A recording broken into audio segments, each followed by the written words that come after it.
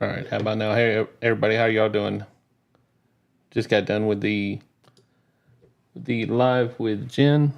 That was an interesting live. Got to hear a lot of cool stuff about the prison system. I spend the whole time trying to figure out which jail she's at, which one she's talking about, and as soon as we get Linus, we got a show. Oh, there we go. We got Linus. We're right on time. Hey, Weldon, how are you doing? I hadn't seen your name, so welcome to the show. Hey, Spade. We got some Judge Fleischer for you, Spade. We got some Judge Fleischer. Um, yep, looking at that, we got about 15 minutes of him. I got an interesting one here. This is a protection order one out of Thurston County. I think they're the most polite, crazy people over there.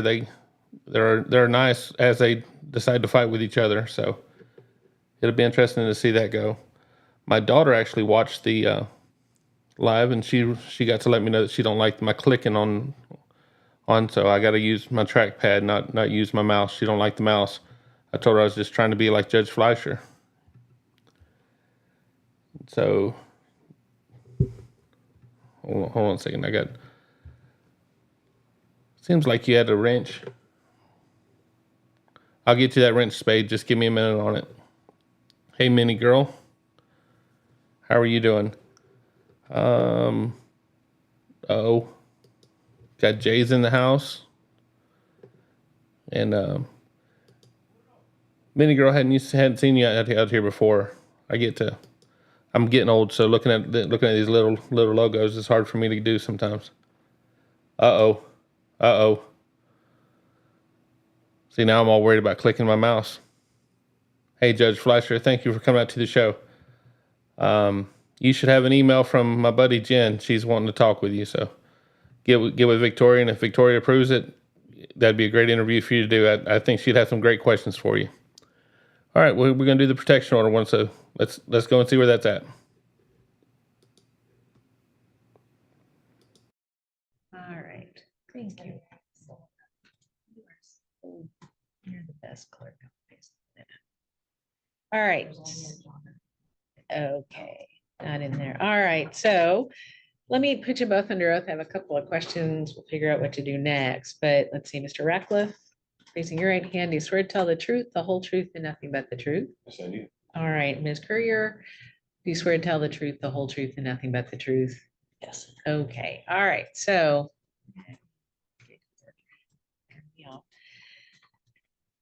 So I see that Mr. Hand was served, but do you know who a Romero Topiti or Topoto? Person that served him was, that's the person who, an employee at the Nisqually jail, who I gave the paperwork to. Okay, so all right, that's what I anticipated. Okay, and I have a question. How you say that you've got patients because you were given custody. How are you given custody? Well, Go ahead. Or thank you. Please either let me way. answer. My sister had abandoned her child. But was there a court involved? Yes, court's involved. My Which sister court? signed over her rights, and I do Which- have the paperwork. Okay, let me see that, because that should have actually been filed to tell me that I have jurisdiction or not. I realized this yesterday that I should have filed. I So know. sorry. It's okay. We have court, family court. We have so many courts and things going Yeah. on right now.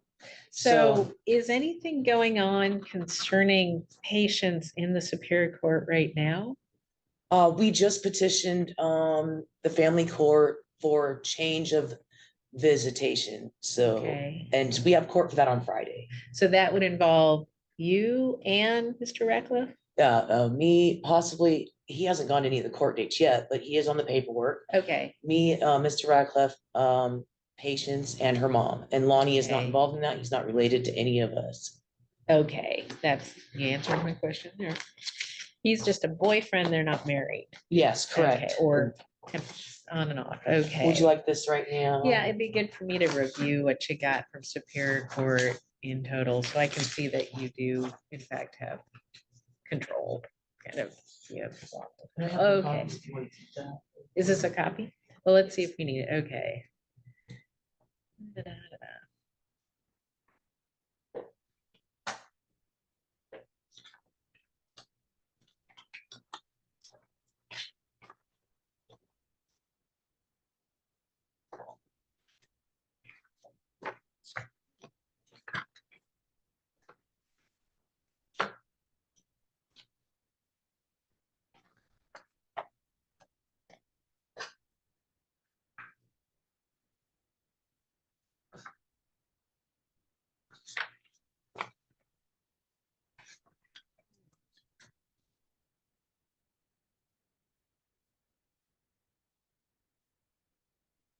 do you know where they name, let's look at your, What? where do they name you as the guardian? That's what I'm trying to figure out. They just say guardian, and they don't talk about you. You have your own copy, you I can, didn't bring an Oh, extra copy, bummer. so I'm Okay. sorry about that. maybe you can Okay. figure that one out, because they say the guardian, but they don't name you anywhere. Custody, the guardian is granted custody of the phone. Do you have something that, do you have the guardianship order? Probably say guardianship order or something to that effect on the top. I don't think I do. Dig through your stuff, help me out. I'll look through it. I'm sorry about that. That's all right. Hey, Chandler, I just want to reach out to you. This court was earlier today about 3 p.m. in Olympia, Washington. We're broadcasting it live tonight. It was recorded, and we're showing it out to the folks that didn't have a chance to meet up with it today. You know, there's courts all across the country. There's no way for everyone to get it all. So different channels comb through them, try to find the highlights of it, try to find the ones that are most educational and somewhat entertaining. But that's what this is. Victoria, you don't have a wrench, but you don't need a wrench. You can just you go with what you got. You got your boss there to keep an eye on you. All right, we're gonna go back to it. Okay, find something. I don't, because most of the stuff I brought is pertaining to this case. I didn't bring anything else pertaining to the case for Friday. Are you able to look at any of those kind of, if I gave you a cause number, can you? You're right, that's strange. I wonder why my name is not on there. This cause number. With that, see if you can dig some up.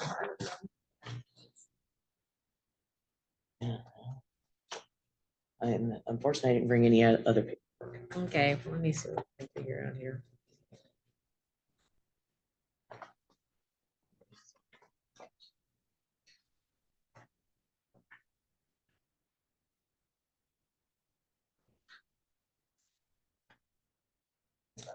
Well, let me see what I can, so we can just get a docket like I can get. Okay, so let me see if I can figure this one out. 2, 3, 4. I think I can. I think I can get there from here.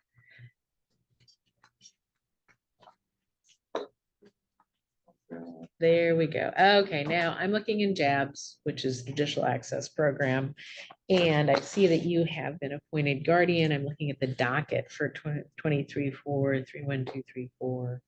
And that helps me order appointing guardian, and it's you. So, all right, I'm good to go. You have the ability to have some control over patients at 16. How old is she now? 17? 17. Yeah, okay. And this is a copy for us? You've got one? Yes, I have one. All right, I we're still gonna- have one with me. Keep that in the court file. That's important. It's two-sided, so it's gonna be a hassle to scan. All right. All right, so I do see that he was served on July 15th, and we are here at after 10:20. Scheduled this for 9. He's not present. No one's here present representing him. We have, I'm just gonna check one last time if we have any contact. No contact from him. So you're asking for this temporary order to become a full order here against him. Okay, and I see you nodding yes? Yes. Yes, Mr. Eckler too. Okay. All right. So there's basis to do that. So I will. And let me get, what I'm looking at is my court file electronically here and your, the order, What are you looking for? the order. Oh, yeah, yeah. Okay. I'm sorry. Full order. Yeah. There you go. Thanks. We'll get there. Takes a little. That's why I have Kayla. She's amazing. All right, let's see. I can probably do it.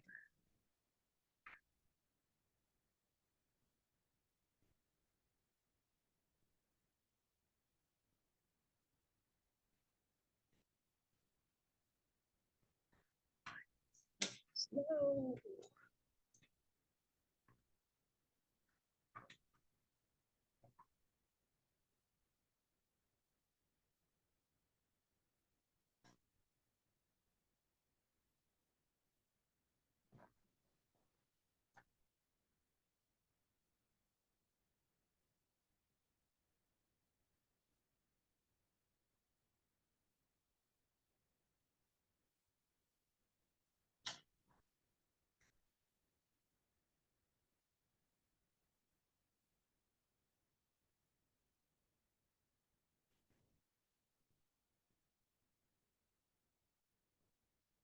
So this order will mirror, or match the temporary order, and so therefore, it's going to protect Patience and Aubrey. And I'm going to set this in effect until August 1st of next year. So if you think that you want it longer than that, it's closing. If you think you need the court to reissue it for longer, you'll need to contact the court within 3 months of its expiration. So by May 1st. Make sure you don't come in 2 weeks, 1 week before. It's going to expire by the time we get a hearing set. Yes. So definitely count on being here in June if you think that's what you need to do, June of 2025. Okay. And if not, it just expires August 1st. And let me get through, it's like 12 pages. We'll give you a copy today before you leave, but let me just pay attention to this so I get it right, and then I'll turn back to you both if you have questions.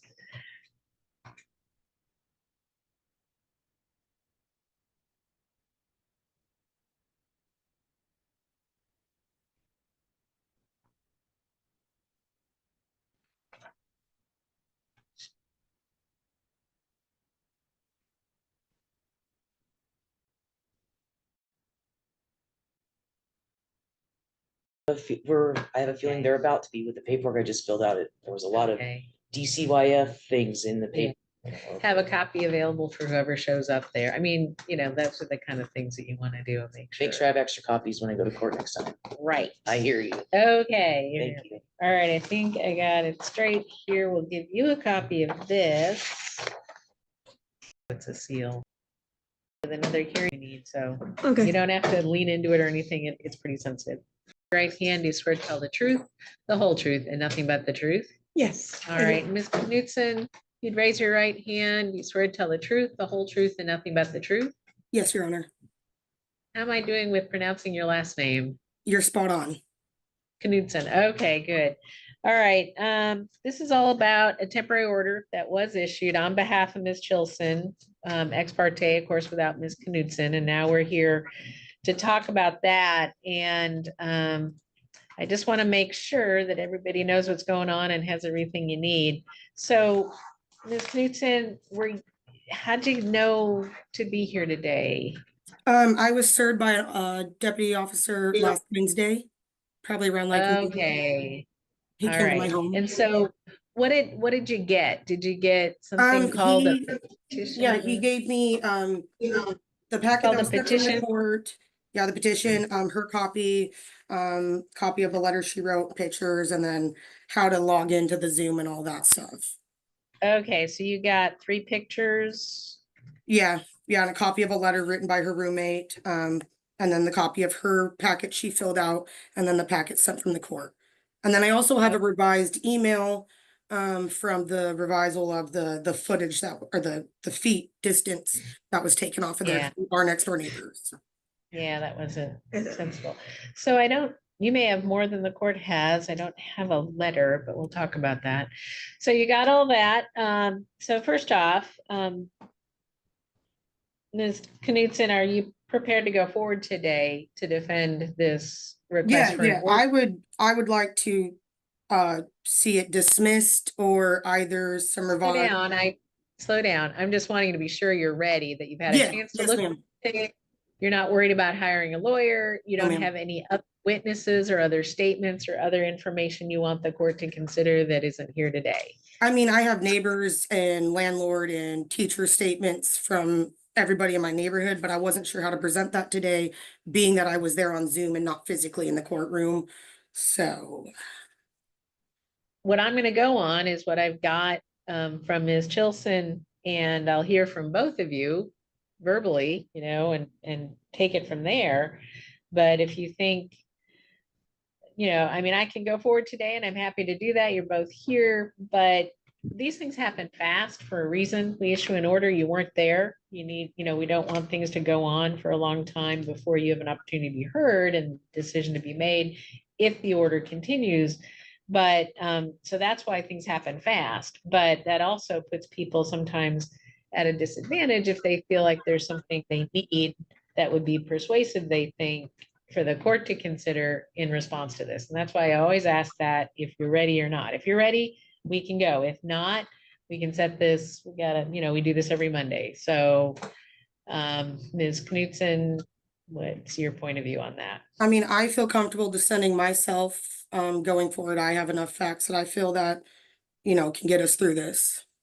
Okay, Ms. Chilson, are you still asking for this order? Honestly, I made a point not to press charges on her. I made a point. I'm All happy right, with are the you still amendment. asking for this order? Yes, Okay, and are you ready to go today? that's fine.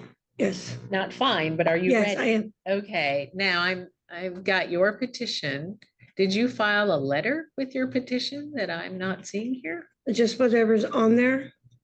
Yeah, I'm looking at your exhibits and all I have is, there it is. Okay, I do have the letter, excuse me. Got the photos, 3 photos and a letter. All right.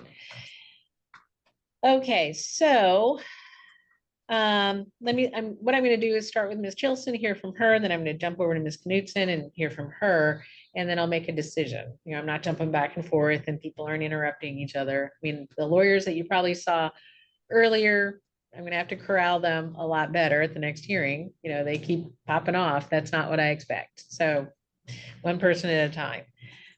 So Ms. Chilson, I've had a chance to look at what your petition and the letter and the pictures, and those pictures are of you. Yes, When were they taken? the day after, What's that mean? What, July 18th. around July 18th. And somebody else took them? No, I took them. You took them, you did a selfie of your arms? Mhm. Is that what I'm looking at, your arms? Yes, Okay, just so we all know. shoulder and arms. Okay.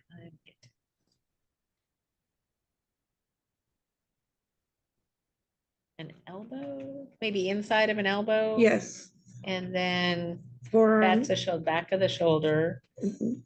and back, kind of upper back of the shoulder. Yes, Great. Okay.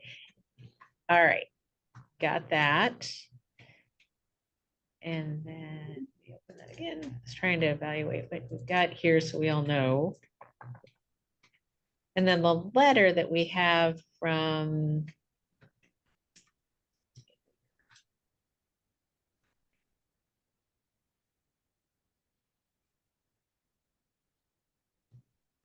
try and print this out. Eric Bennett? yes. Okay. And who's Eric Bennett? He is my roommate. He is also my tenant. Okay, so he lives in same house or is in cellar? Yes, Okay, same physical building. yes. All right. And how long you known him? I have known him for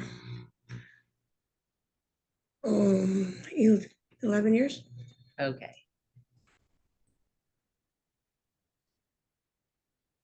All right, so you came to the court finally, after an incident from July 17. Mhm. But there were incidents that go way back to this February of this year and December of last year. I Yes. got that straight. Okay. So you say that in December of 2023, Ms. Knudsen came onto your property, threatened to burn it down, Yeah, she spit at you on that day? no, she there was something with a DoorDash driver. She assumed that there was something dealing going on, but it was just a DoorDash driver. We weren't aware of the what was happening with the DoorDash driver. She threw herself over my fence after her husband and the other neighbor came over banging on my door. We showed them the receipt, we showed them the food, and pretty much just threw it back at us. That was December 2023. Yes. Okay, And then she just started throwing my garbage cans around my yard, screaming at me, and then she threatened to burn my house down with me and my kids in it. I didn't choose to do anything about that because I just was just outlandishly weird. The second incident, I don't remember the date. She came knocking, banging on my door, screaming about my dog who was sleeping in the back of my house at the time. Threatened me with a golf club and then threatened to kill my dog.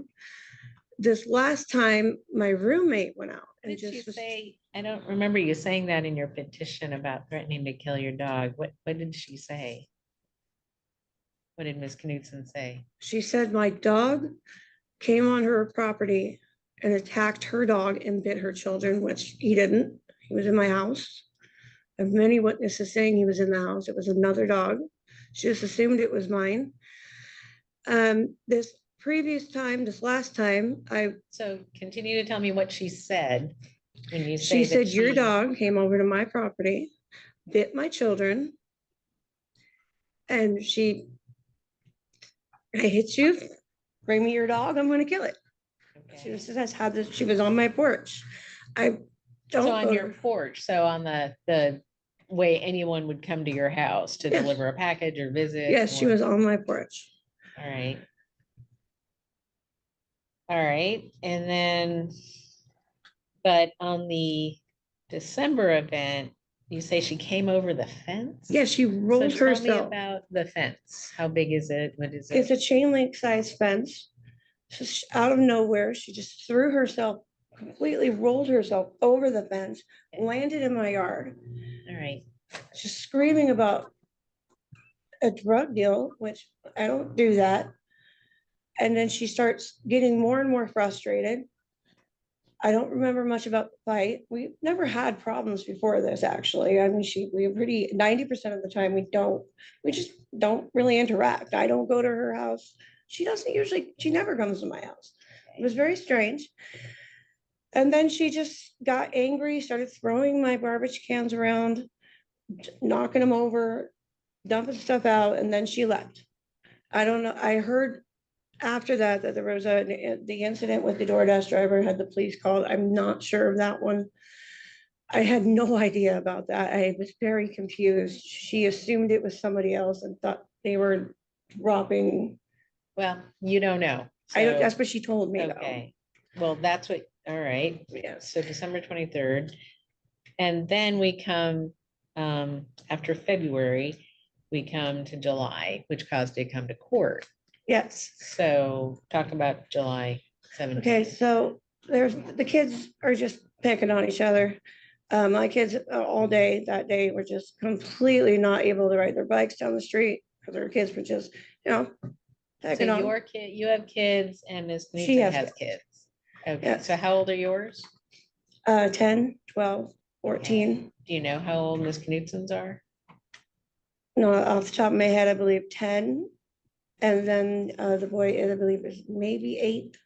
Not sure, totally. Okay, all right, and so that day you said the kids were picking on each other. You mean your kids, her kids, they Her were picking kids. on each other? Just wouldn't leave my kids alone. And I kept telling my What kids, does that mean? they What were wouldn't they let her, doing? at least my 10-year-old, she wouldn't let her go down the street on her bike. They kept screaming just strange stuff to them, inappropriate things. How did you know this? My girls came and told me. Okay, so you. And you were told by I've your heard kids. them do it before that. And so I just keep telling them, silly talk, ignore them. Okay, so that's sometime on July 17th.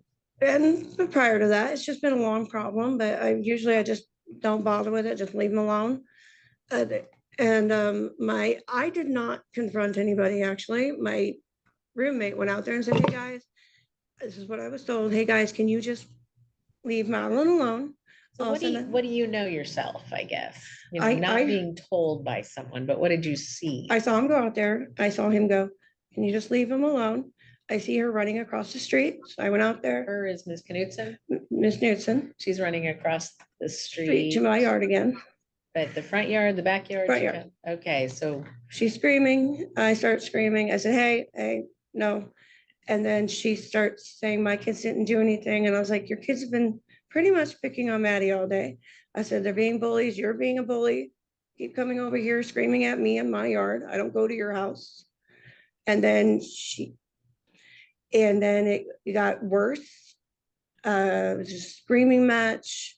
so what did she say? What did you say? I said, you keep lying about me. You keep saying all this weird stuff about me. You need to knock it off. She called me dirty names, bitch.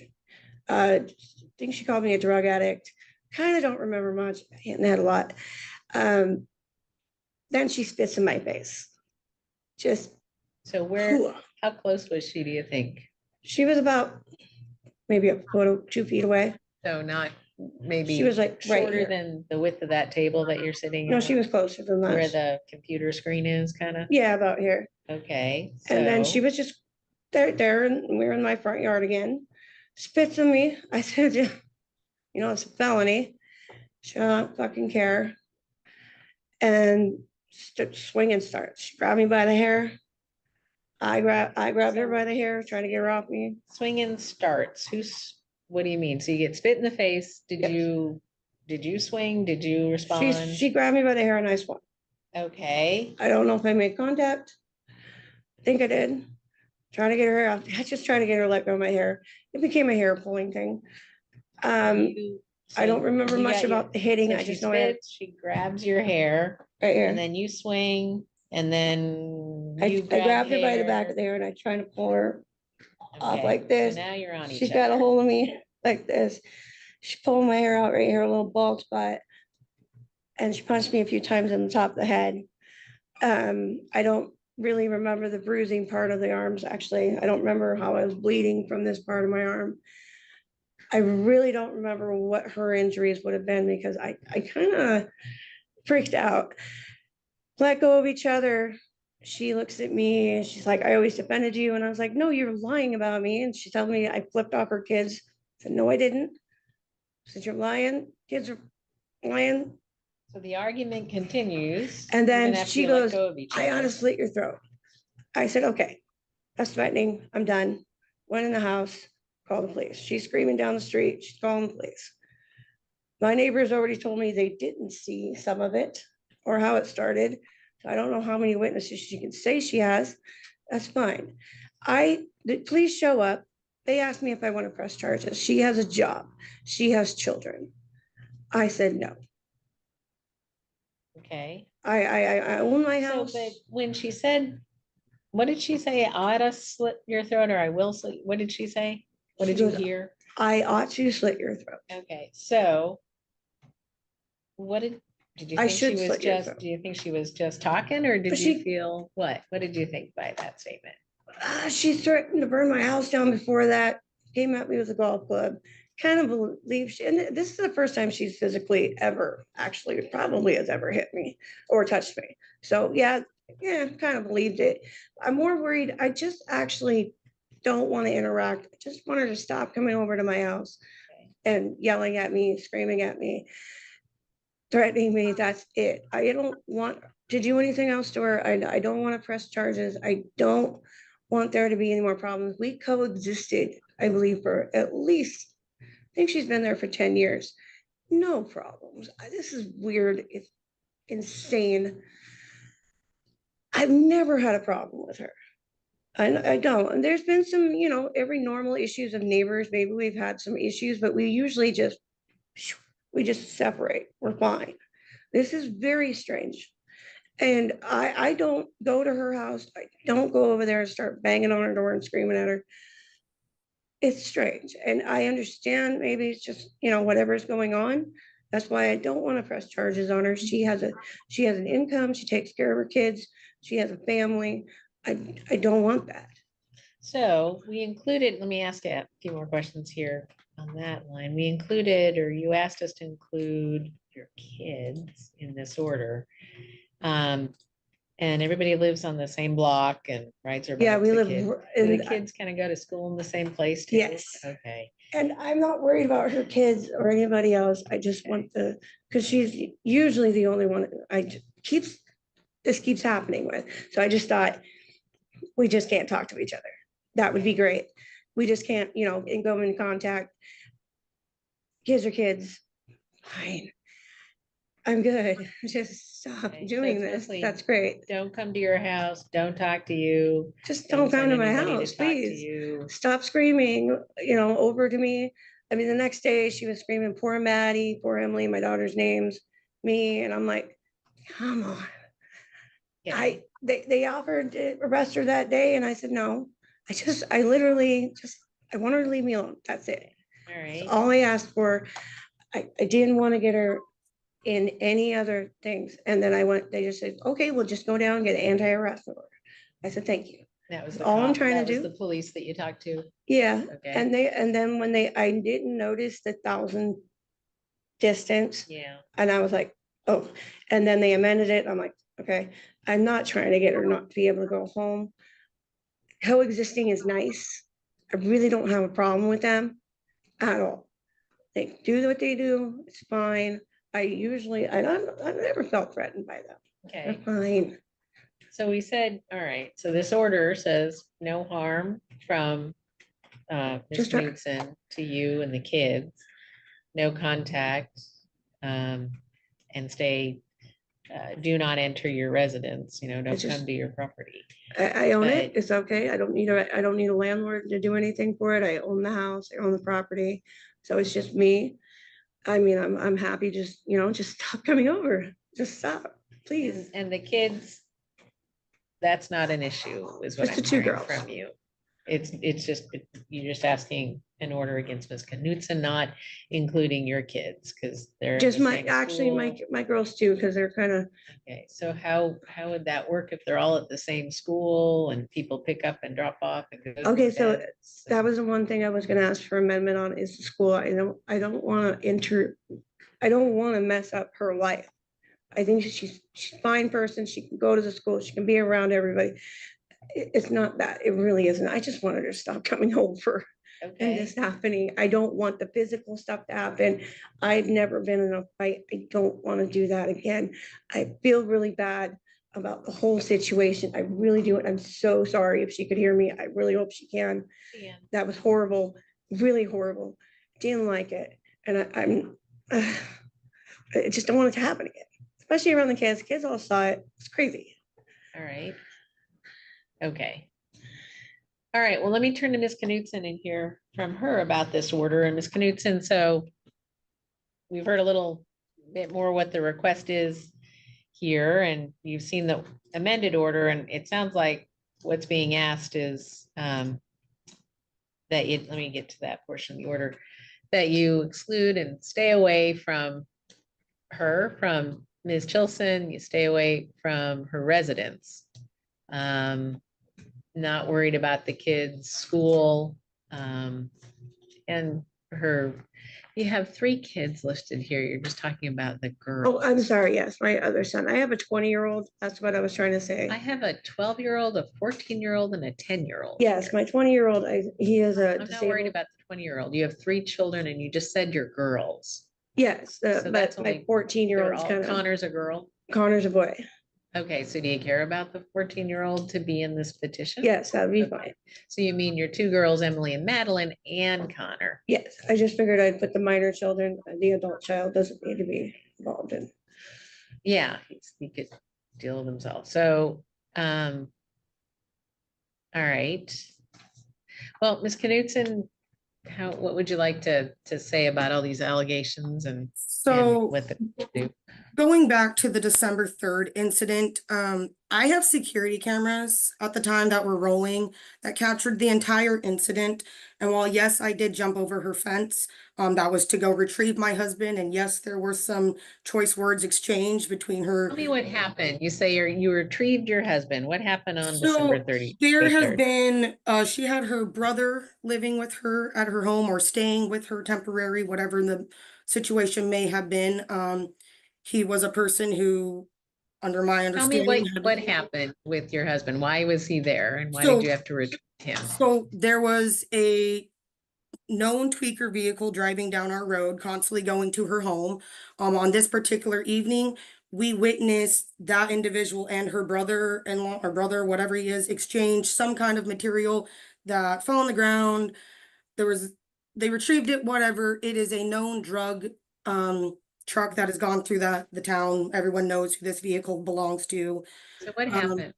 So then my to your husband, he was angry about this, that there was drugs going on next door to us. So he went over and was like, you need to stop this, put an end to it. We all have kids here.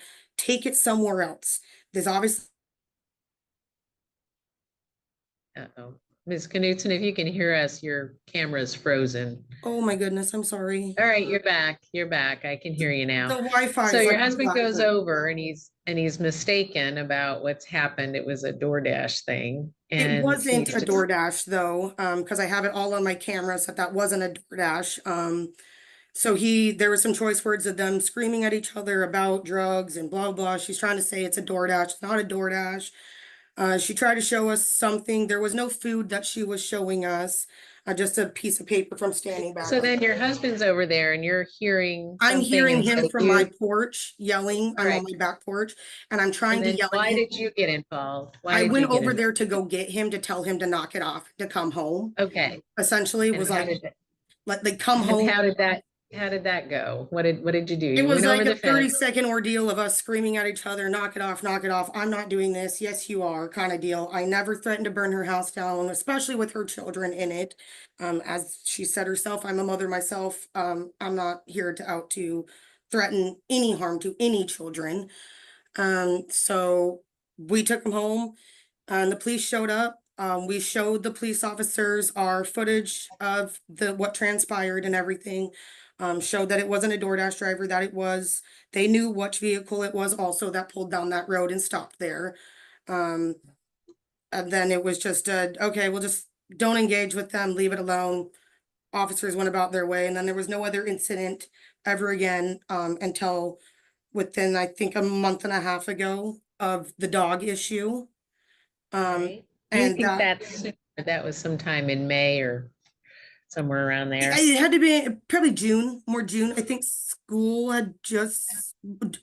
was about to get out. So still Okay, early June, maybe late May, yeah. okay. What happened then? So my kids were outside playing. She has a pit bull that is pretty unruly, that they have to chase down the road multiple times, run after. Haven't had to do it for quite some time, especially since I yelled at him. But the dog came into my yard and went after my daughter, and she had cowboy boots on. Thankfully, it bit her ankle, and randomly, I don't know why, there was like 3 golf clubs on my porch, but I grabbed the golf club to walk up, and because my dog and this dog were in the scuffle of it at the time, to like get in between them, break them up. The dog then jumped over our fence, went through our back alley and jumped over her broken fence and back into her yard. And I watched the dog run into her back sliding glass door. And so by the time I had walked around, still with the golf club, because my adrenaline was wondering where the dog is, knocked on the door, told her that if her dog ever comes in my yard again, I will shoot it, and to keep it in the house. I didn't threaten. She's like, get rid of your weapon. I threw Oh, no. You froze again. it. We're gonna hope you come back. There you are again. Okay, so Oh. your golf club in hand, you said if it ever comes back, you're gonna shoot the dog. Yeah, And and then, she said, you have a weapon in your hand, put your weapon down. I threw the golf club down on the ground, which is probably still in her yard at this point. Because I was like, I'm not using this golf club to threaten you. I had it in my hand still because my adrenaline was rushing, breaking up this dog fight and whatnot. And then ever since, I've never seen the dog in. There was no, okay, the connection's lost again. We'll wait for it to come back, I hope. sorry. It's a black hole in There we here with go. this Wi-Fi. Yeah. It's All right, awful. so then, all right, so that, I understand your point of view. Whoop, we've lost her altogether. I Ms. know. Knutson, you there? I'm trying. Maybe it would, yeah. It says the host has I can- stopped your video. There I we can go. hear you. And There we go. there I can see you. Okay, so how about, let's talk about, you think the next event was July 17th? The next event would have been the 17th of July. Earlier, I had the entire day off randomly. I always work about 10 to 4 o'clock on Wednesdays, but for some reason I randomly had the day off. Late that morning, probably about 10 to 11:30. I leave my front doors open when I'm home during the day. Leave the airflow going.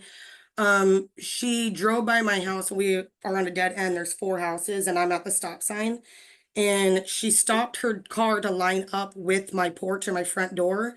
and she flipped my 10-year-old daughter off who was standing in the doorway and called her a little bitch and then drove off. I told my kids, don't engage with her, leave them alone, ignore them, do not even have contact, don't talk to them, just let it go. Went about the day fine. My kids hadn't interacted with her at all. We had gone grocery shopping. We'd been out of the house for majority of the day. My husband returned home probably about 4 o'clock. He's a heavy equipment operator, so he brought his truck and mini excavator home. And so we unloaded the equipment, and for about 3 hours, we sat there on the equipment in our backyard, digging out our fire pit, our garden beds, and then just letting the kids play on it. I parked the machine at our neighbor's house directly across from us and was about to get off of it when her roommate Eric came out yelling at my kids. And I turned the machine off, pulled the arm up to put it in park and get off of it. And by that time, Rachel's also coming out of her house, screaming and yelling that my children were sexually assaulting her children and that they need to leave them alone. So I got off the truck or the excavator. There were some choice names that probably aren't appropriate to repeat in here said. I never went into her yard. I stayed, we have a corner fence. I stayed at the corner of the fence on my side, like in the front. We're still in like the road. And choice words were exchanged. We got to the point of where I said, you initiated this entire problem today by driving past my house and flipping my daughter off and calling her a little bitch. And she said, do you want to see me flip someone off? And she shoved her middle finger into my face and hit me in the face. And that is when I then turned, spit on her, and then we each grabbed each other's hair and blows started to go. Okay. So you said you never came onto her property, but she was that close to you. Can you tell me how that works? Like we were in the street, kind of like like the easement of our road kind of deal. If that All right, makes sense. so there wasn't a fence or anything between you. You were in the No, we were just like area. in front of my fence kind of deal. All right. She had hit me in the face by flipping me off that way. And the blows just transpired. I told her to go sit down, go in the house, go call the cops. She went and sat on her front porch and called the police officers, and then within 10 minutes they were there, and I talked to one officer, she talked to the other. The officer I talked to took pictures of all of my injuries and determined that from my story and her story that I acted in self-defense because she had put her Well, hands on me I first. can't consider anything that someone who's not here in court. and is Understandable. Cross-examine, and I understand you thinking. All right, so this hair pulling, what about this allegation that you said I ought to slit your throat after all this hair pulling and this? I did not say that. Okay. I would not have said those choice of words. Those are not my choice of words. There were plenty of other things I would have said, but that's not what I said. I should have All pressed right. charges. So, okay, let's see if I got, I should have pressed charges. do you all agree that there was an assault to That each is other? How completely it untrue. started is in disagreement, what was said is in disagreement. And then Ms. Chilson calls the police, they appear, and I don't think I've got anything. I should have pressed charges. And so, all right. See if I have any other questions of you here.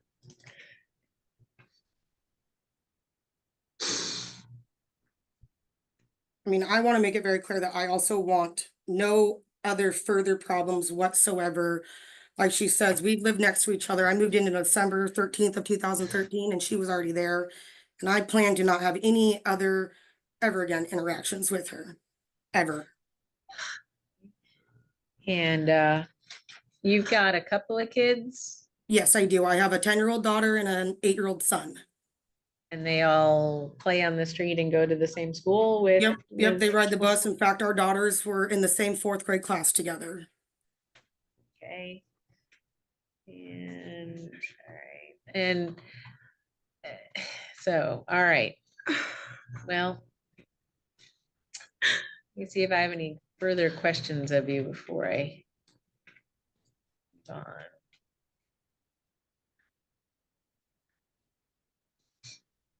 I was very wrong for not pressing charges.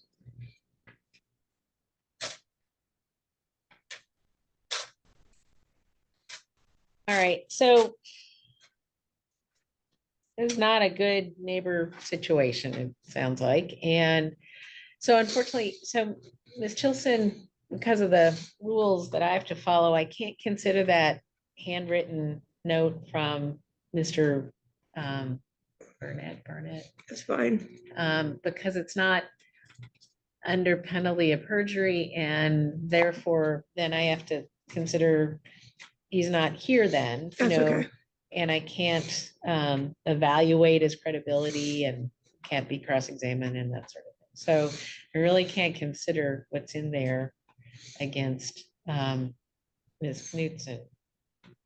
And then when I hear from both of you, you're both credible, you're both believable. I don't know what happened, but it sounds like, I did not hear first. but it sounds like there was a mutual event. There's, you know, who do I was I'm trying, not asking you to comment. I'm ruling, I'm not finding that there's enough evidence to issue this order against Ms. Chilson, I mean, against Ms. Knudsen.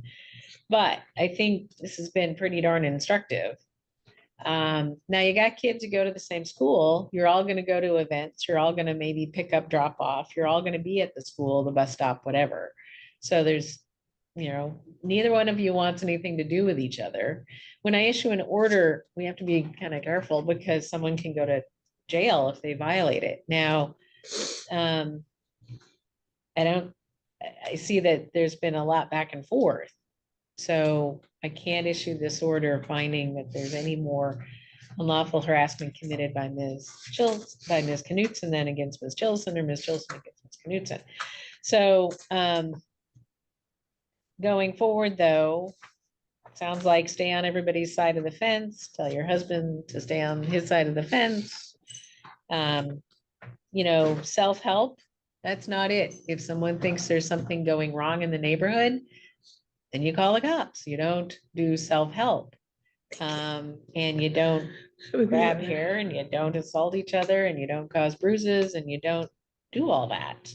So maybe, unfortunately, you know, the cops sent you here, Ms. Chilson, and sometimes that can solve it, but this really isn't something I can issue an order on. Now,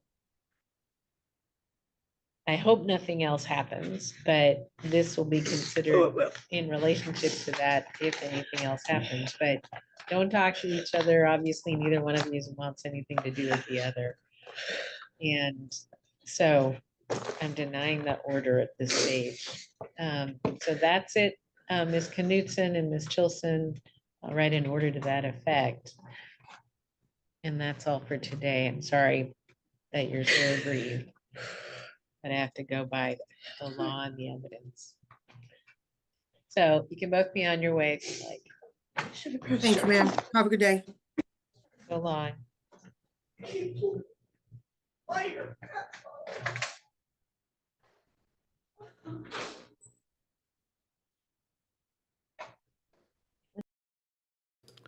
You got low as they're leaving the courtroom, still talking. They won't shut up. This judge does a good job. I love how she'll let them say the craziest things and just doesn't react to it. You'll hear him cussing up a storm, flipping off the camera, and doing everything, and she just rolls with it. I'm gonna throw in some Judge Fleischer. I don't know if I got the one you're talking about, Victoria. I didn't get to watch it all. I try to get most of my Judge Fleischer from Kathy in the morning. So we'll throw in Judge Fleischer, and if I didn't get it, we'll see it with Kathy in the morning. So Victoria, make sure you're up at 4:15. She won't start her show without you on there. All right, here's Judge Fleischer. That was really funny. Is this the only attorney that we have here, I guess now? I think so. Because after this, we'll get with Luis then. Oh, Yeah. okay. All right, good. Are you Mr. Agora? Yes, Ron. Good morning, sir. Sir, you're charged with interference with the emergency request for assistance. This is a Class A misdemeanor. You're facing up to a year in jail and or a $4,000 fine. We're going to do probable cause. You have the right to remain silent. Anything you say can or will be used against you. You have the right to have an attorney present. If you cannot afford one, one will be appointed to you, sir. Hi, Logan. Good morning. Good morning. On July 22nd, 2024, officers met with the defendant, who is the defendant's wife. The defendant stated that she and the defendant were arguing in their home, and the defendant pushed her in the throat, causing her to hit the bedroom wall. The complainant stated that she did not feel pain. from the assault, but then she tried to call 911. The defendant grabbed her phone and turned her phone off while she was on the phone with precinct 5 dispatch. The defendant told officers that he and the complainant were arguing to where he had made the mistake of pushing the complainant in the chest area, caused her to be pushed back into the wall. The defendant stated that the complainant called 911 with her phone, and that he grabbed her phone away from her and kept the line because he did not want the police to get involved in their problems. But shortly after, gave the phone back to her. Officers checked the first 911 call and saw it to last 6 seconds, and that when it had been hung up by the defendant, the complainant stated that he had called because she wanted to document the incident, and that the defendant should not be putting his hands on her. The complainant did not want to pursue charges. Okay. Mr. Gore, I'm going to find that there's probable cause to go forward with your case. Mr. Holt, so the relationship is she wants to continue to have contact with him, I would imagine. Yes. Okay. We received the prosecution. Okay. Understand, sir, that I am ordering you as a condition of your bond not to have any threatening or harassing contact with her. Okay, not to be in possession of any weapons. I am, for a limited purpose now, going to enter in what's called a magistrate's order of emergency protection that identifies Nadidi Chima as a protected individual. You cannot commit family violence or an assault against this person, commit an act in furtherance of an offense under section 42.072, which is the stalking statute. You cannot threaten, harass, use another person to communicate a threat or harassing behavior. You cannot be in possession of a weapon. This comes also with a residential restriction. However, I will take that off. I don't know what kind of relationship you have with her, but if it's something where you're constantly fighting and you're at each other's heads, be very careful. I don't know if she's a vindictive person. There are a lot of vindictive people in this world. All she has to do is call them up and say, hey, he's threatening me, and boom, who goes to jail? Yes, sir. Do you understand what I mean? Yes, sir. There's a lot of vindictive people. Watch out. I don't know what kind of person this is. All she has to do is call them and say, hey, man, he's threatening me, and boom, you go to jail. Be careful. All right. All right. You've got a lawyer. Mr. Holt will take care of you. Just stay in touch with him. If he comes back and he tells me he can't get a hold of you because you're playing games, I will issue a warrant for your arrest. Yes, Don't pick up any new cases and stay in contact and you'll be fine. All right. sir. Thank you. Okay. So we will have you go to Victoria, sign a reset. We'll draft the appropriate paperwork. We'll have you sign it. And after that, you'll be free to go. Okay. All right. Please. Thanks, guys. Yes. All right, right this way. Stephen, he's ready on that seat. For Vasquez. Yeah, I'm ready. Council, will you connect? Can you file no threatening and harassing, please? Sure. Judge, may I approach? Yes, ma'am. Hi. The jail load is the system this morning. Okay. From 9:30 when my audit starts. But the other jail load, they're going to be coming in. Oh, there was a bond violation. That's one. Oh, no, that's not it.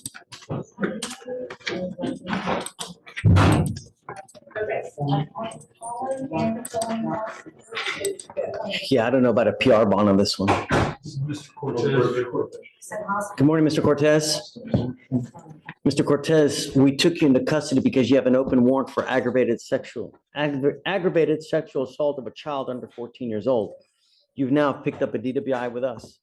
You're facing up to 6 months in jail and or a $2,000 fine. We're going to do probable cause. You have the right to remain silent. Anything you say can or will be used against you. You have the right to have an attorney present during questions and interviews with the state of Texas. If you cannot afford a lawyer will be appointed to represent you, sir. Thank you, Your Honor. On July 22nd, 2024, officers conducted a traffic stop after observing the defendant's vehicle change lanes several times without using a turn signal and nearly strike the car and the barrier wall that corrected itself before the impact. Officers observed the defendant to have bloodshot, watery eyes. He appeared disoriented and had slurred speech. The defendant admitted to consuming a vodka cranberry an hour prior. Officers conducted the SLSPs. The HGM was 606. The walk and turn and the one leg stand could not be completed because the defendant had no leg injury. The DIC was run. The defendant consented to correct. But 5 minutes later refused. A blood work was obtained and blood was drawn. Okay. Can you check to see if he has any prior to the eyes, please? Sure.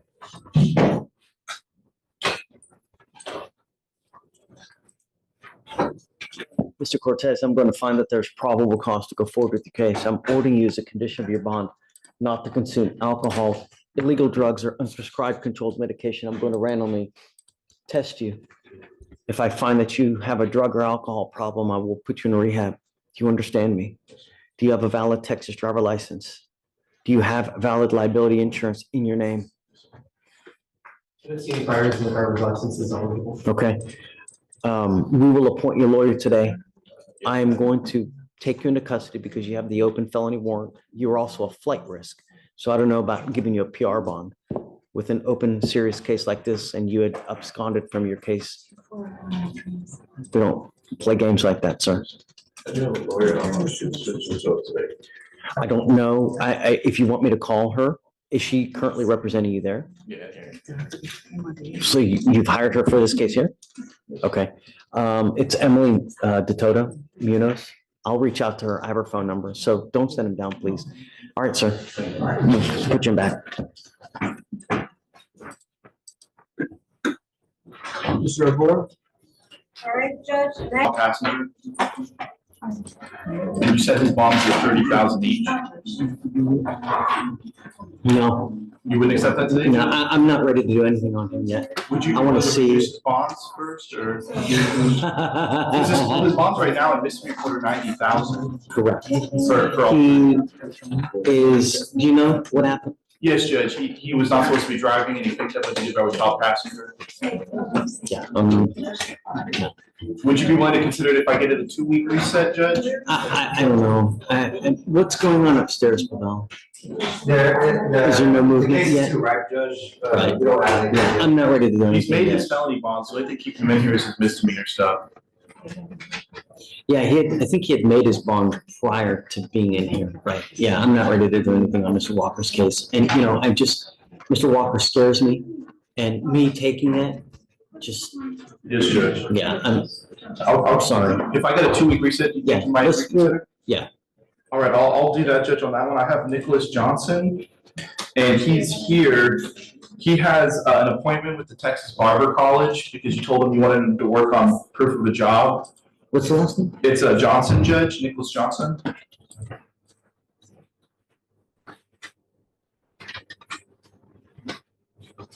Is he starting off to college? What's he doing?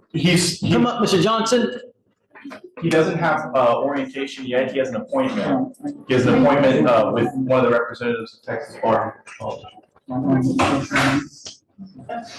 Mr. Sims, how long ago did we reset this case? That was a 2-week reset, Judge, I believe. What have you done in 2 weeks? Pulling up, he told me the things that I would do. I don't have all the paperwork. So I'm working on getting my birth certificate and social security.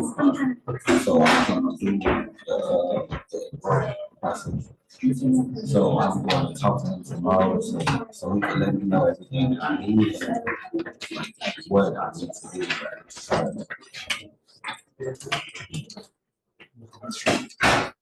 I'm sending you for a drug test right now.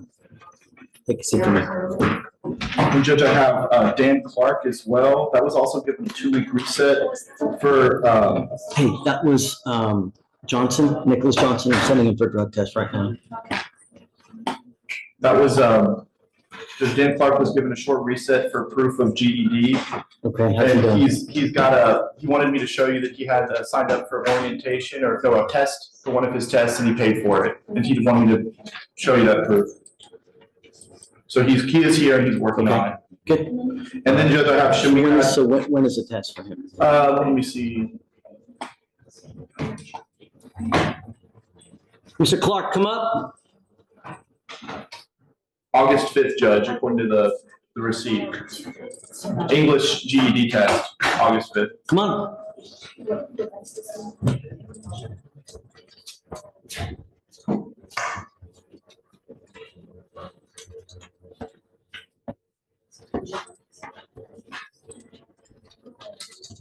You signed up to take the test. Are you planning on studying before you take the test? For real? It would probably be a good idea, because if you can study and you can do well on it, then you don't have to sit through classes. Otherwise, you're gonna have to sit through quite a bit of number, perhaps months of classes. Remember, I'm also in 2 weeks going to drug test you. Do not use. Do you understand? Good luck on your test, Mr. Clark. Are you high right now?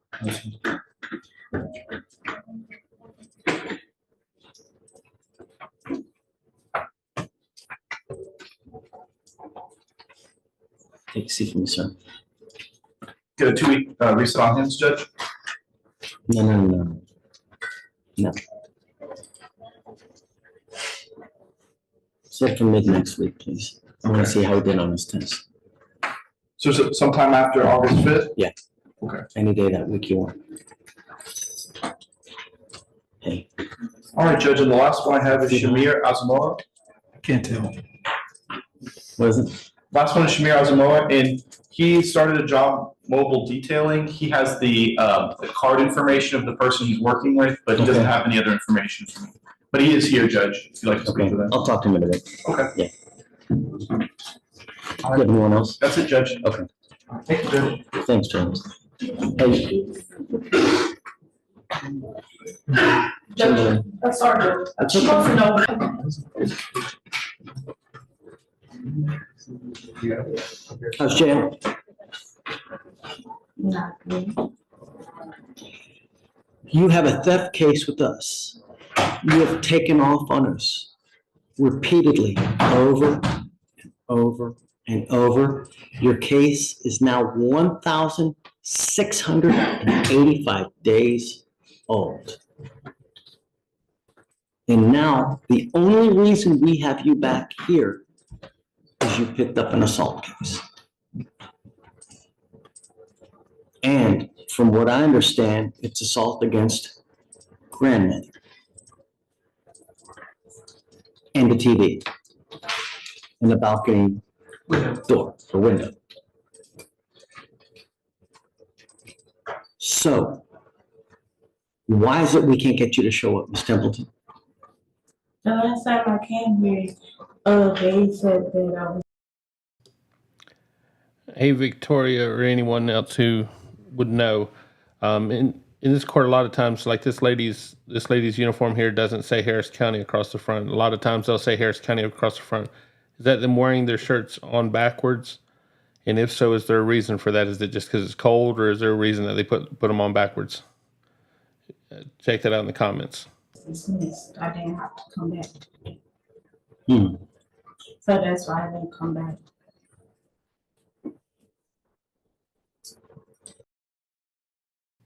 All right, Victoria, you're gonna stop the showdown.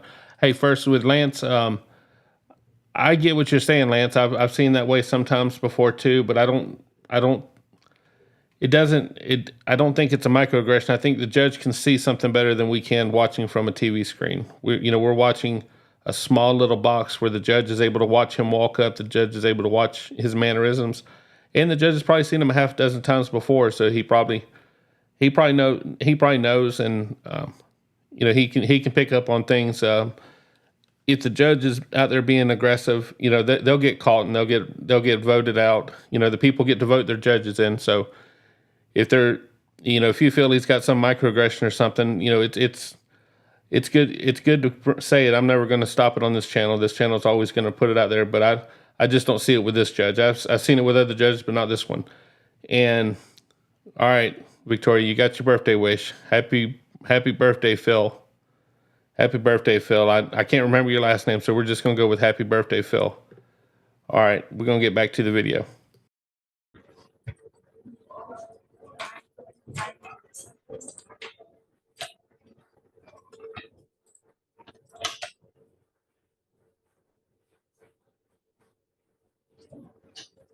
Do you have someone that's going to bond you out of this case?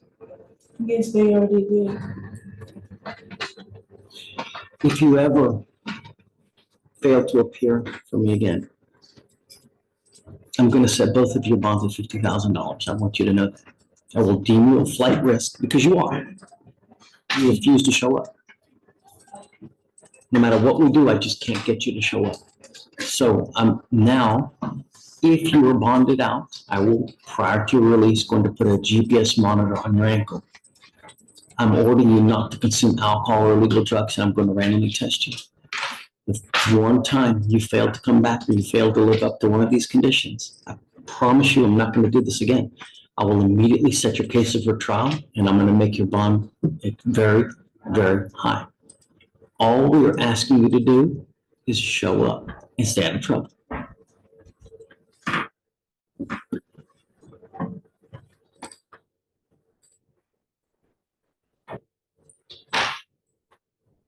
I'm entering now a magistrate's order for emergency protection that identifies Sharon Brown as a protected individual.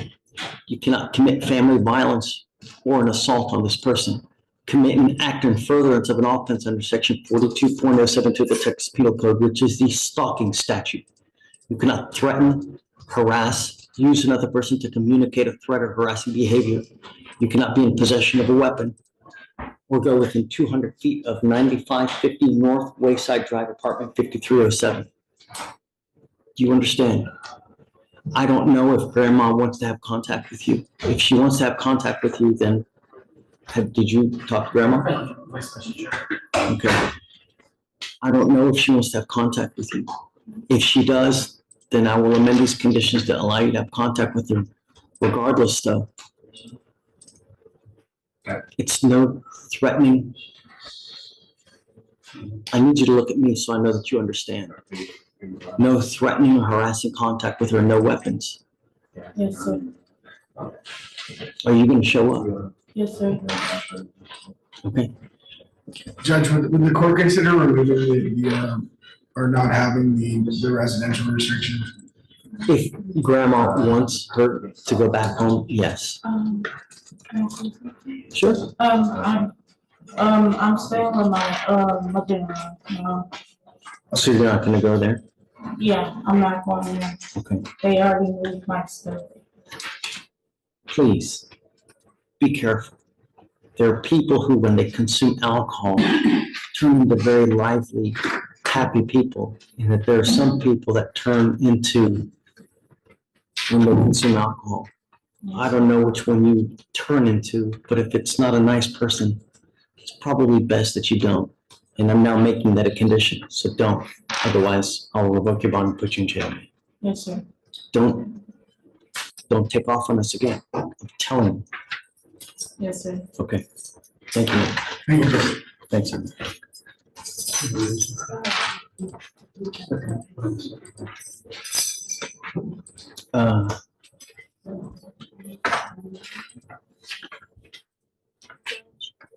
Attention. Yes. Page 31, Wells, come on up. Your Honor, the pretrial had a quick question about. Her conditions, did they go on both of her cases or just one of? Put on the assault case. Okay. And then, hey, the theft is a Walmart theft? I believe so, Your Honor. It's a retail theft. Yeah. It's retail, it's not Walmart. If it's a Walmart theft, no gun to Walmart. It's all, I believe, Your Honor. Okay. American Eagle. American Eagle. American Eagle. Oh, here. Are you Clay Wells? Yes, sir. Good morning, Mr. Wells. Mr. Wells, do you have a lawyer today? No, sir, I need more time, sir. Look this way. Look this way. Why are you looking over there? I just turned around, sir. Okay. So, okay, you'd like more time? Yes, sir. For sure, we'll give you more time. If you want to head on over to Victoria, we'll have you sign this, okay? For sure. Good luck, Mr. Wells. Yeah, have a nice day.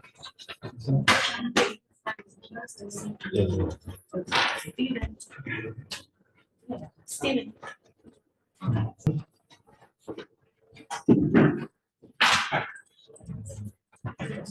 All right, gentlemen, both of you are wanted fugitives out of different states.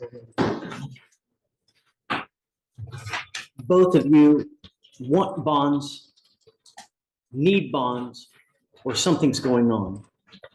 You, what is it? That's Mr. Trinold Robinson. Mr. Robinson, you want a bond. I know you do. And the problem is that everything you tell me is going to be like little bunnies jumping in the woods because everybody minimizes everything. The only way I get to know you and you, Mr. Donaldson, is how you look on paper, because that's what really dictates. What the words come out of your mouth, everybody tells me little white picket fence, little tulips growing everywhere, bunnies jumping. But the reality is, when you guys walk out the door, you turn into different people. So that's why the only way I really get to know you is how you look on paper. Now, Mr. Robinson, you were wanted out of? You're wanted out of Virginia for 2 robbery cases. Not what we showed. We showed 2 cases. It's 2? I didn't hear about that. The other thing is you may have a possible other robbery out of California, and you have another fugitive case out of North Carolina as well. That seems like it's a lot of baggage to me. And my sole focus are 2 things when I grant a bond on a fugitive case. Number 1, most importantly, are you a dangerous person? And number 2, are you going to go back to the jurisdiction? I don't grant multiple bonds on fugitive cases because I'm not going to let you continue to terrorize and do that kind of stuff where you just can pick up different cases and then jet and expect bonds over and over. It doesn't work like that. You know, I give usually a person 1 time to make it right and go back to the jurisdiction where you want them. Do you understand? Yes, sir. So, Dave, did he in fact have another fugitive case from another jurisdiction? So I showed that he was arrested on July 14, 2024 in North Carolina for extradition of fugitive out of state. So he was let out of it. It doesn't show anything regarding the release, but because he was arrested on July 14th, he would have had to. Yeah, so that tells me that you had an open fugitive case for the same charge in North Carolina. You got out, now you're here in Harris County instead of turning yourself No, into sir. Virginia. I got out on bond in North Carolina, and then when I popped my bond, Virginia had dropped the warrant. So I had to pop the Virginia warrant, and when I popped that, it was gonna be a fugitive warrant. So if I got pulled over or anything, I would get arrested. So why didn't you go back to why didn't you go back to My court Virginia? date for North Carolina is the 2nd of August, and Virginia is the 14th. So I was gonna wait till the court date to go back. I live in Houston. I'm with my mom. The warrant for Virginia was dropped on July 12th, 2024. It's 2 days before he was arrested in North Carolina.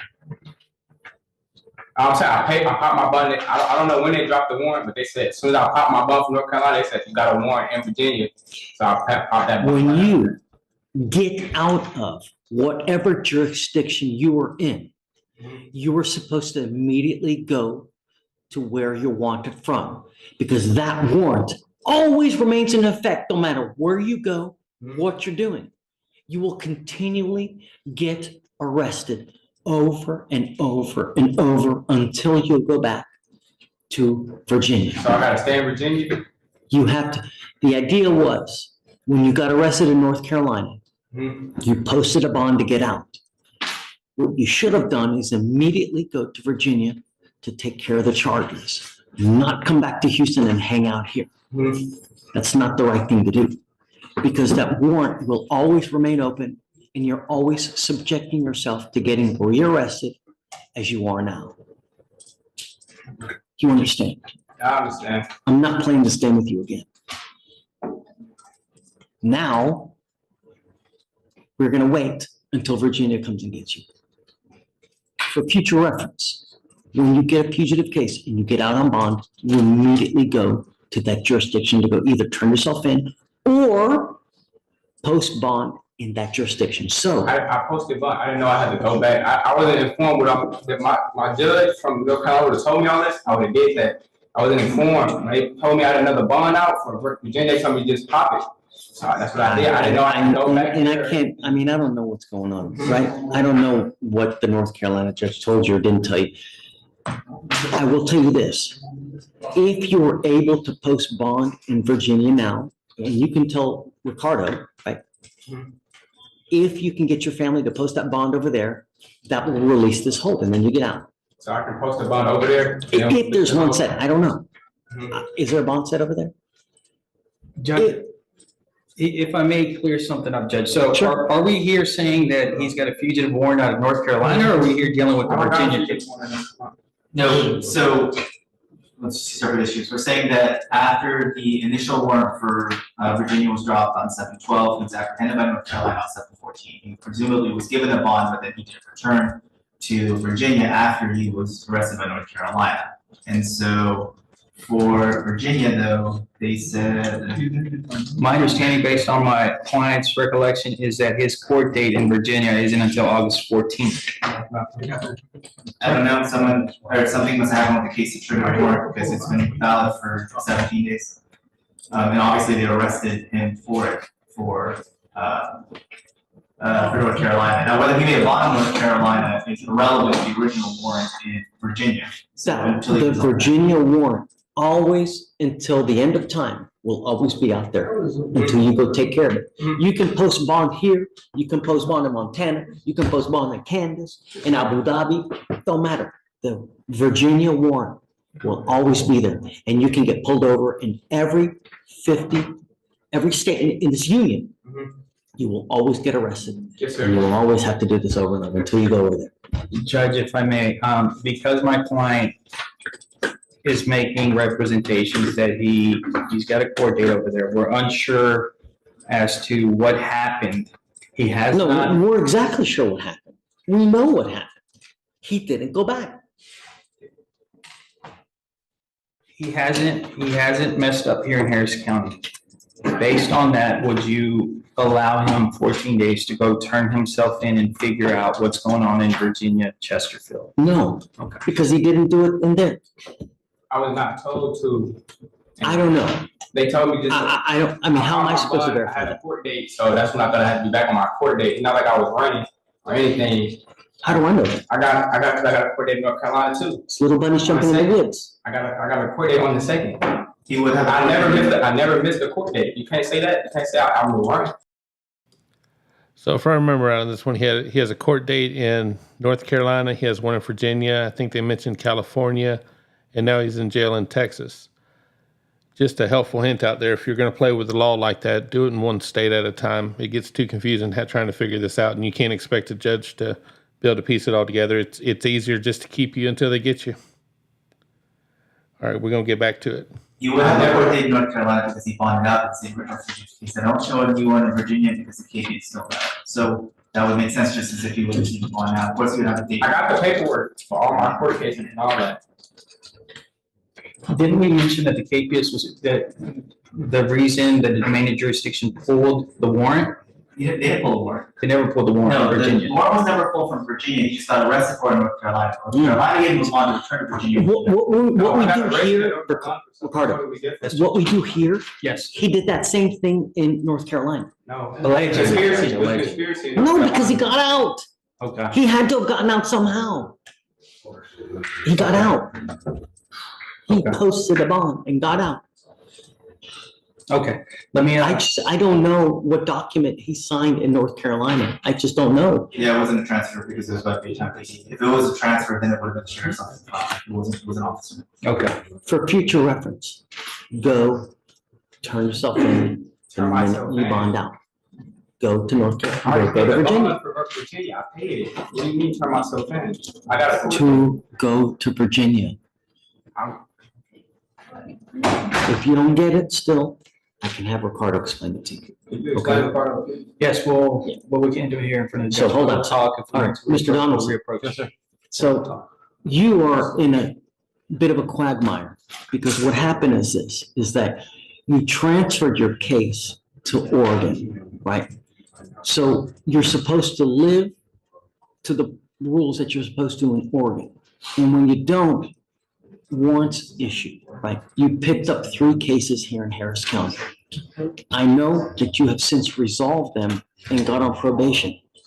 The problem is that Oregon issued a hold, an interstate compact hold. So even though they dismissed the fugitive case here today because they dismissed it, you still have an interstate compact hold from Oregon.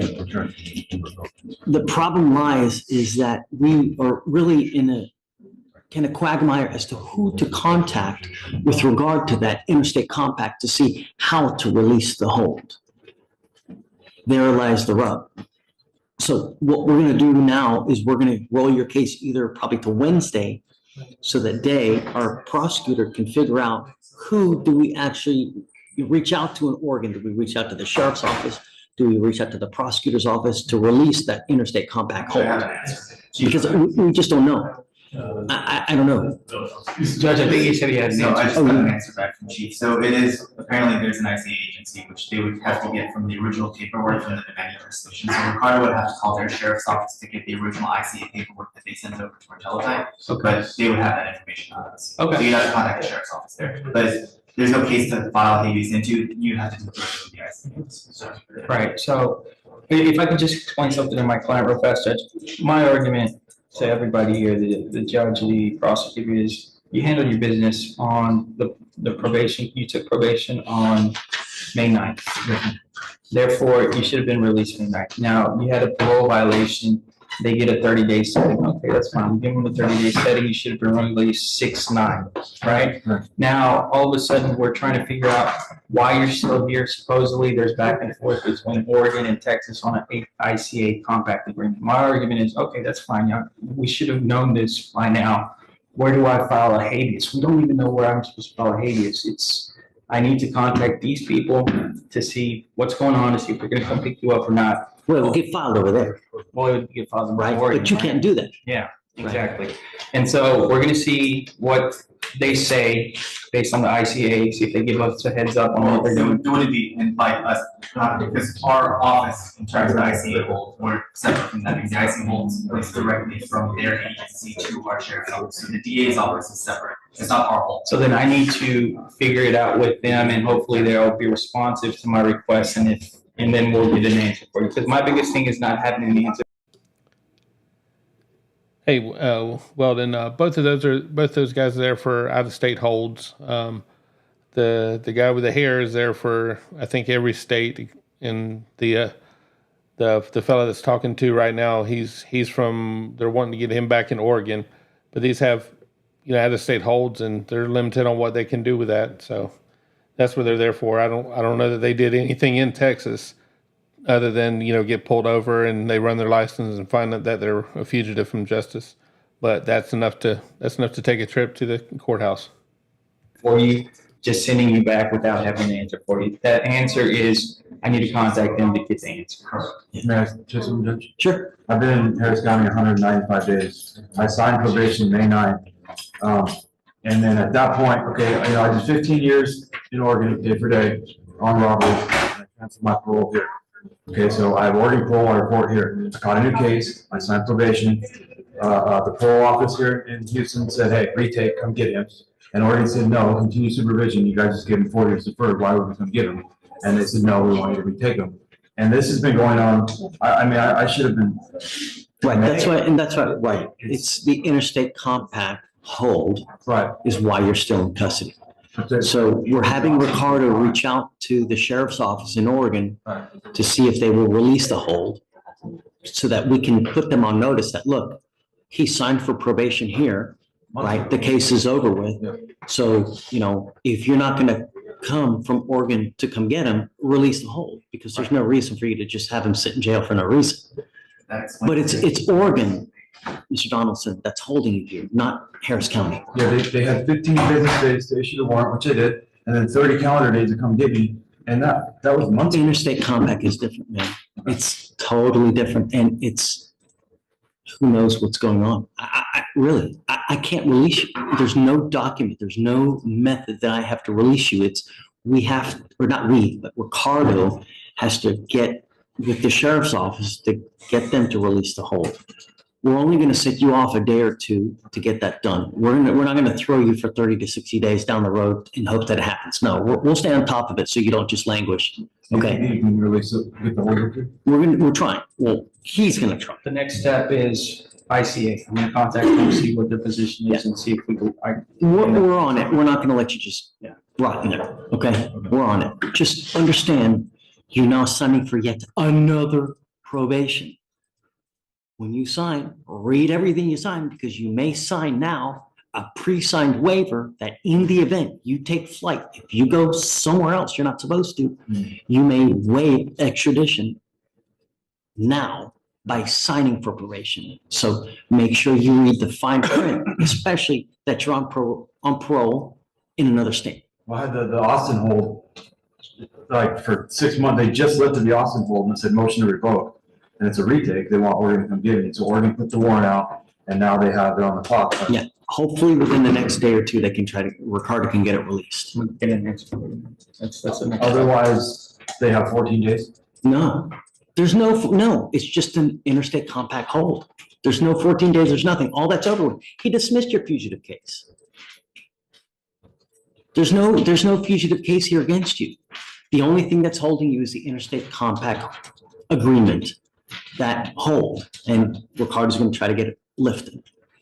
Hopefully. And I brought you out here so you can understand how complex this is, and so we can go back there and I can explain to you what the next steps are, but you could understand that, hey, I'm trying to do what I can for you before I go back there and tell you what's But going to happen. like I said, we're only sending you a day or two from today so that you don't get forgotten. Okay? Well, I'm not going to promise anything. It just depends on if the sheriff's office in Oregon is responsive and the DA's office is responsive. If they put him on hold and they don't respond to him, then. I still have 18 months of parole. I have to answer for it somewhere. Yeah, all that's on hold while you're waiting. I'm trying to figure out, man, it's very complicated, so I'm on it. Just got a point today. I'm going to hit the next steps. All right, guys, I got a line building Thank you, vacation. appreciate it. Good luck, guys. Thank you very much. Hey, everybody, I'm going to stop it there. It seems like a good time to get out of this. Hey, Weldon, everybody was talking about that other attorney. I get what he was going at. If you were stuck in jail and you had an attorney and that attorney just kind of told you, hey, I'm doing everything I can, you almost wouldn't believe him. You just feel that he's just talking to you, bringing you out in front of the judge and having the judge say it. That gives it more credibility. That lawyer can be telling you the truth, and for some reason it doesn't get to you. But whenever the judge says it, you kind of see the writing on the wall. And I feel bad for the Oregon guy. He seems like feels like he's been jerked around, but I guarantee you, if he didn't get himself in trouble to begin with, he wouldn't have found himself in that situation. I wish justice was swifter, but it is what it is. Best way to get out of that is don't get yourself in trouble. Thank you, everybody, for coming out. Thank you. I really do appreciate it. It was a late night. We're trying to get around everything. Jen Hardy had her live tonight. Got to hear some interesting stories from a warden's wife.